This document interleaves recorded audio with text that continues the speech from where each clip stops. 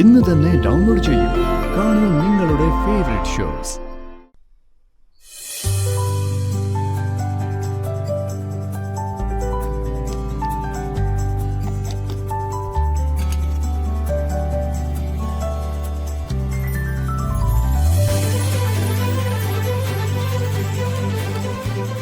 ചന്ദ്രാമൻ,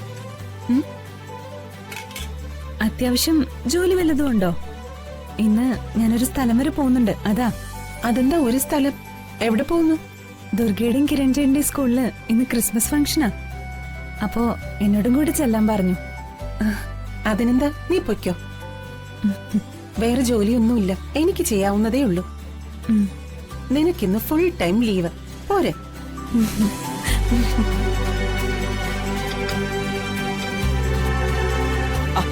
താൻ ഇതുവരെ റെഡി ആയില്ലേ? ഇപ്പൊ തന്നെ ഒരുപാട് വൈകി. ചെന്ന് റെഡി ആയിക്കേ. ചെല്ല്. താൻ ഇവിടുത്തെ ഡ്രൈവർ അല്ലേ? അതെ. അല്ലാതെ എന്റെ ഭർത്താവൊന്നും അല്ലല്ലോ. അല്ല. അല്ല, താൻ ഇതെങ്ങോട്ടാ?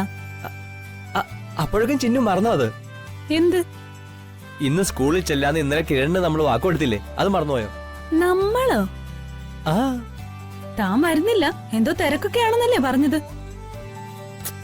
പിന്നീട് ആലോചിച്ചപ്പോ തോന്നി പോവാന്ന്. അയാള് വലിയ കാര്യത്തിൽ വിളിച്ചല്ലേ, ഇനി ഞാനായിട്ട് വിഷമിപ്പിക്കണ്ട. അവർക്ക് ഒരു വിഷമവും ഇല്ല. താൻ ചെല്ലാത്തതിൽ സന്തോഷിക്കേ ഉള്ളൂ. അത്ര മതിപ്പല്ലേ എല്ലാവർക്കും?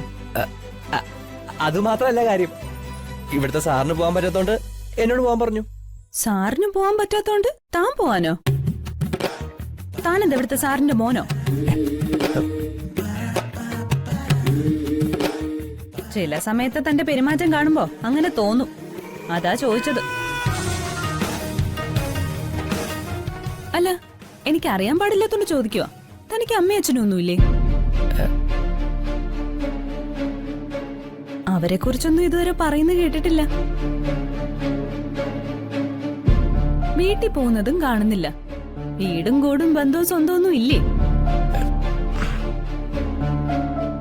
തന്റെ അച്ഛനെന്താ ജോലി? വീട്ടിൽ ആരൊക്കെ ഉണ്ട്?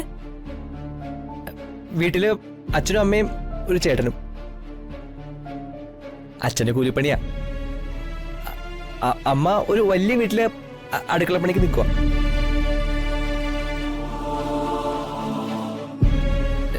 ചേട്ടനിങ്ങനെ PSC ഒക്കെ പഠിച്ച് ജോലിക്ക് നടക്കുക. ബാക്കിയൊക്കെ ശരി. സ്വന്തം അമ്മയെ താൻ മറ്റൊരു വീട്ടില് ജോലിക്ക് നിർത്തിയിരിക്കുന്നത് ശരിയായില്ല. 3 ആണുങ്ങളുള്ള വീടല്ലേ? എടോ, നമ്മൾ ജീവിക്കുന്ന കാലം അമ്മമാരെ കഷ്ടപ്പെടുത്താതെ നോക്കണം. ഉള്ള സമയം തന്നോടൊപ്പം സന്തോഷമായിട്ട് ഇരിക്കണോന്ന് ആ അമ്മയ്ക്കും ആഗ്രഹം ഉണ്ടാവില്ലേ? അമ്മമാരുടെ മനസ്സറിയുന്നവരായിരിക്കണം മക്കള്. താൻ ആദ്യം ആ അമ്മയോടിനി മറ്റുള്ളവരുടെ പാത്രം കഴുകാൻ പോകണ്ടെന്ന് പറയണം. എപ്പോഴും നിങ്ങളോടൊപ്പം വീട്ടിലിരിക്കാൻ പറയണം.